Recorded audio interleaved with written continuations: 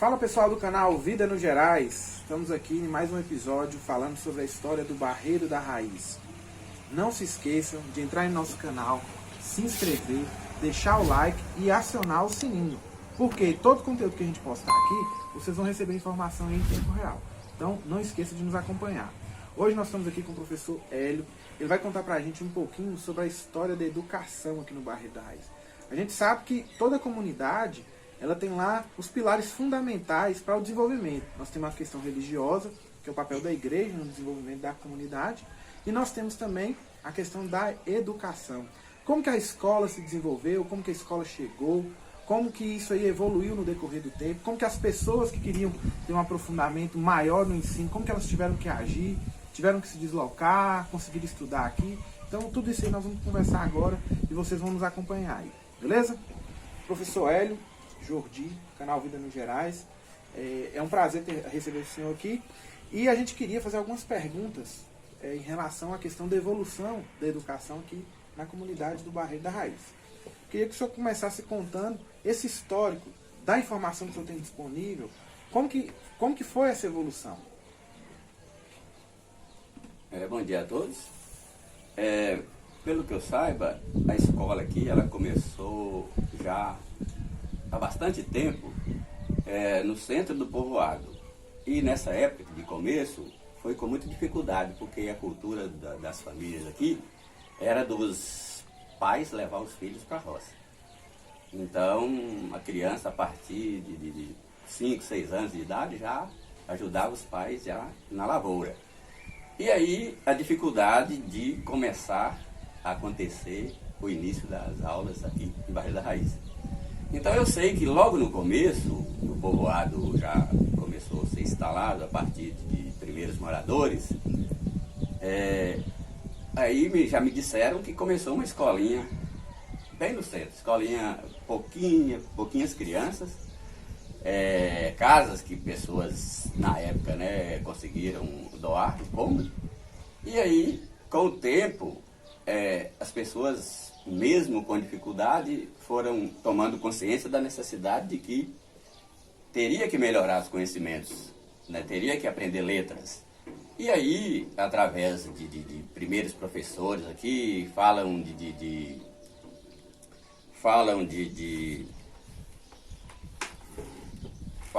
dona, no momento eu não me lembro o nome, mas das pessoas que iniciou aqui E esses professores, eles vinham de fora?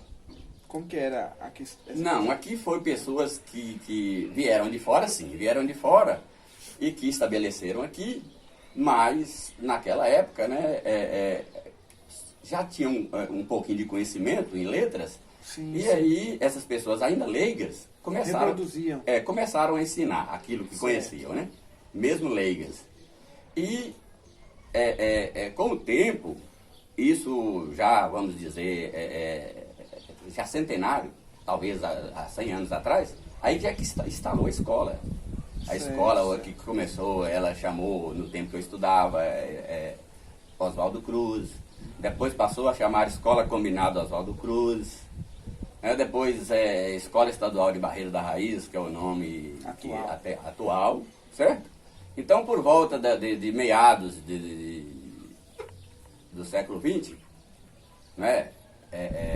1950, aí a escola já instalada onde hoje é localizada, já com uma quantidade maior de alunos, mesmo com dificuldade, já com maior consciência das famílias, dos pais com relação a sacrificar para que os filhos aprendessem um pouco mais. De qualquer forma, até 1965 aproximadamente, a escola funcionou tendo até o 3º ano do Fundamental 1. Certo. Então, naquela época tinha aquele impasse. O pai, às vezes, queria levar o filho para o trabalho, e aí apareceu a escola na comunidade. E a gente imagina que deve ter sido um trabalho imenso para os educadores, os professores, trazer essa consciência primeiro para os pais, para depois, efetivamente, educar os filhos, Realmente. Inclusive, meu pai, por exemplo. Meu pai, ele ficou responsável pela família desde adolescente. porque o pai dele morreu, ele ficou morando daqui do Barreiro da Raiz 3,5 quilômetros aproximadamente, e ele tinha as irmãs. E aí ele preocupou, como que ele faria para poder que as irmãs dele conseguissem aprender alguma coisa? Ele não tinha confiança de colocar nas estradas para vir só. Meu pai morava no Campo Alegre, fica daqui 3,5 quilômetros. Aí o que ele fez? Ele se esforçou, mudou aqui para o Barreiro da Raiz, né, para dentro do povoado, no intuito de colocar as irmãs para estudar. Então já mudou com essa intenção. Já mudou com essa intenção, né? E ele conseguiu colocar na escola e até responsabilizar por 5 irmãs. Certo. E elas conseguiram estudar. E elas conseguiram estudar, pelo menos até na época, elas fizeram o 3º ano, que era o básico da época, né? Sim, sim. Agora, quando foi em 67, a escola aqui já funcionava com as leigas daqui do Barreiro da Raiz. Eu posso falar de Dona Zelita, eu posso falar de Dona Liquinha, Dona Rogéria, nome de algumas, né? Que Maria José, Maria de Deca, vamos dizer assim, né? Porque teve 2 Maria José. Essas professoras, elas trabalharam até o 3º ano do Fundamental 1, na época, e na época que elas, no final do trabalho delas, a escola já tinha bastante alunos, certo? Aí quando foi em 67, aí vieram 2 professoras já formadas, vieram de Montes Claros, Dona Vera e Dona Sônia. Essas professoras da família de Bonfim Braga, foi uma pessoa que comprou uma fazenda aqui no Barreiro, e elas vieram formadas de Montes Claros. E aí aconteceu a época que começou a ter a 4ª série. Sim. E essa 4ª série funcionou na época 2 4ª séries. Funcionou uma 4ª série durante o dia, a professora era a Dona Vera, eu fui aluno dessas turmas, e uma 4ª série à noite, onde a professora era a irmã da Dona Vera, se chamava Sônia, e a Sônia já trabalhou com alunos que já tinham saído da escola, tinham formado no 3º ano já há tempos. Ah, sim. Então aí teve a primeira base do ensino fundamental 1, que na época só tinha até a 4ª série. E essas 2 professoras, elas vieram de Montes Claros. Aqui o Barreiro da Raiz, a escola era gerida por Francisco Sá. Inspetor daqui na época vinha de Francisco Sá. E aí, a partir desse momento, os alunos já fizeram a 4ª série, que na época, né, tinha um diploma que era como se fosse, vamos dizer, hoje uma faculdade. Quem tinha simples, a 4ª né? série, Naquela época, né? equivalia a quem hoje tem uma faculdade. Não, a 4ª série, eu vou dizer assim, mais sério, eu quero crer que tinha uma equivalência do ensino O médio. ensino médio atual, separadamente. Eu quero crer que tinha uma equivalência do ensino médio, assim, até pelo fato do interesse que os alunos tinham, até pelo fato da exigência que os pais tinham para com os alunos, e a força, o poder que o professor tinha em termos de impor e exigir, ainda que a estrutura era pequena, era fraca, o material didático era o mínimo, mas o aluno aproveitava praticamente 100% do que era ensinado. Certo. Né? Então, esse percentual que o aluno absorvia foi suficiente para fazer essa equiparação que eu estou dizendo, né? Certo. Se você vê hoje, talvez com tanto instrumento, com tanto material e a falta de interesse, então, assim, pode dizer que tem uma equiparação com o ensino médio de hoje, a 4ª série daquela época. Certo. Chegou aí o 8º, 1º, 2º e 3º ano. Aí o interesse a partir da 4ª série, com as professoras novas que chegaram, elas que já eram formadas, né, na área da educação, aí o incentivo a estudar se tornou bem maior. E os pais também foi sentindo na obrigação de tirar os filhos da lavoura e começar a colocar para estudar mais. E aí, daí para cá, foi tendo todo ano 4ª série. Aí depois, quando foi por volta de 76, 77, aí a escola já começou, tinha as professoras de Janaúba, professoras formadas. Aí, na época, gestão passou também para a superintendência de Janaúba? Não, a superintendência passou de Francisco Sá para Montes Claros. Certo. Né? Montes Claros passou a ser a superintendência da regional da região. E com a superintendência de Montes Claros, aí vieram essas professoras, que foi Dona Joana, Patrícia, Maria Francisca. Essas professoras, elas vieram formadas, certo. E aí a escola já cresceu muito, em termos de interesse dos pais, porque a partir daí tinha uma briga interna, né? Poder político, era 2 poderes políticos, e aquela briga interna também atrapalhava um pouquinho, em termos até de alguns mandar menino para a escola, outros não querer mandar. Certo. A partir das professoras formadas, que elas já chegaram já... Seu Hélio, outro assunto muito interessante que desperta muita curiosidade, tanto das pessoas, né, que são da comunidade, mas as pessoas de fora também, é sobre uma história quase mítica pra gente, né, porque a gente não viveu, a gente só ouve falar, é das grandes fomes que ocorreram aí no século passado, principalmente, que é o que a gente tem relato. O que o senhor pode dizer, dentro do conhecimento histórico que o senhor tem da região aí, sobre essas épocas aí, dessa grande fome que assolou boa parte da nossa região? Eu posso dizer o seguinte, geralmente as pessoas que viviam aqui na região, elas não tinham terras, era latifúndio. Aí o que acontecia? As pessoas que conseguiam uma posse num determinado lugar, eles tinham um quintal muito pequeno. Então um quintal muito pequeno que produzia muito pouco. E geralmente as famílias eram muito grandes.